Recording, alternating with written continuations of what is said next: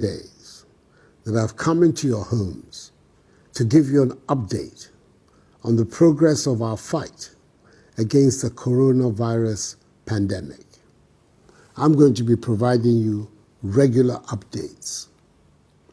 On Sunday, 15th March, I briefed you about the enhanced measures taken by government to deal with the virus, which has so far infected 19 persons in the country. Unfortunately, one person who tested positive for the virus but had serious underlying health complications passed away in the early hours of today. I'm reliably informed that all the other 18 persons are doing well and are responding to treatment. Indeed, 8 of them are being managed from their homes in isolation. I am deeply humbled by the widespread nature of the support from you, the Ghanaian people, for the measures I have taken so far. Let me also commend both sides of Parliament for the expeditious and responsible manner in which they handled the passage of the Imposition of Restrictions Act, to which I have given assent. This morning, I chaired the daily interministerial committee meeting on our coronavirus response to review the current position. I'm encouraged by the numbers of Ghanaians who are observing the prescribed social distancing and enhanced hygiene protocols announced earlier. However, it has become necessary to take additional measures to stem the spread of the virus and protect the lives of our people. We must do everything within our power to contain the spread of the virus.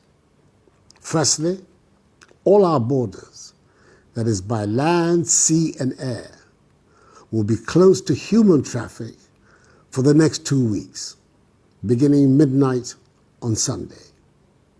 Anybody who comes into the country before midnight on Sunday will be mandatorily quarantined and tested for the virus. This closure will not apply to goods, supplies, and cargo. Secondly, the Ministry of Health will not only step up its contact tracing efforts, but will also see to it that all persons who have been identified as having come into contact with infected persons are tested for the virus. More personal protection equipment are being procured to beef up supplies for our frontline health workers. 50,000 additional test kits have been ordered and are expected in the country very shortly. Thirdly, the Ministry of Health is mobilizing new and retired healthcare professionals to augment our preparedness in dealing with the possible surge in infections. It is heartening to hear of the numbers of retired healthcare professionals who have stepped forward to offer their services. Just as it is to note the Ghanaian entrepreneurs who have responded to this crisis by producing greater quantities of sanitizers and Veronica buckets. Let me reiterate my appeal to members of the pharmaceutical industry to scale up their domestic production of pharmaceutical products. Government will do its best to support them. As I've stated before, there will be a constant review of the measures announced, and if necessary, enhanced. Fellow Ghanaians, the cases of localized infections require that we maintain strict self-discipline and continue to practice prescribed social distancing and enhanced protocols in all aspects of our daily lives.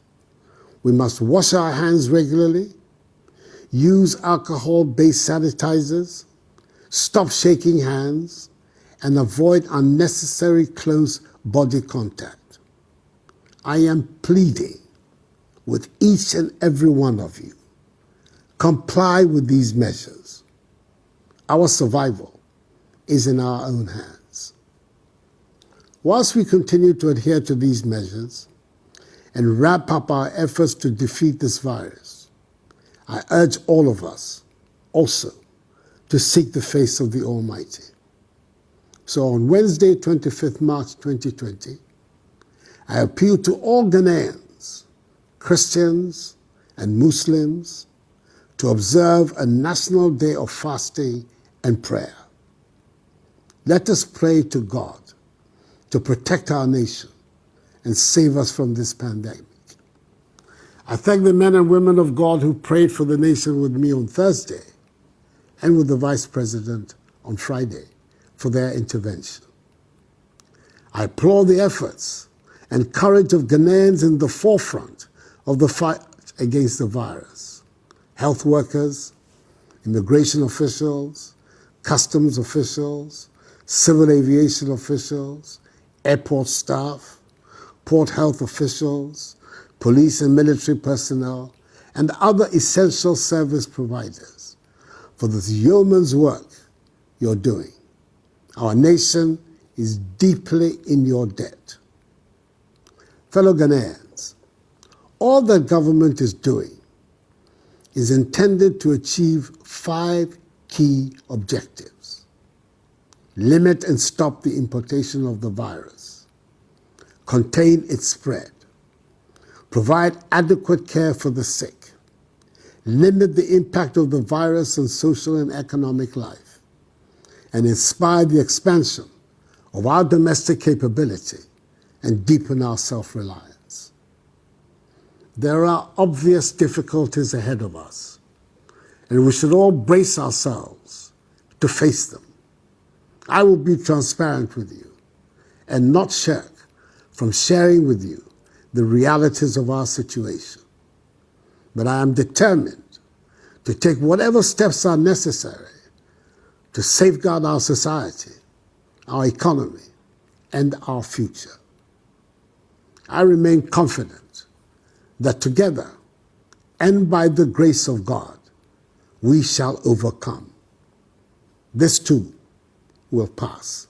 May God bless us all in our homeland, Ghana, and make us great and strong.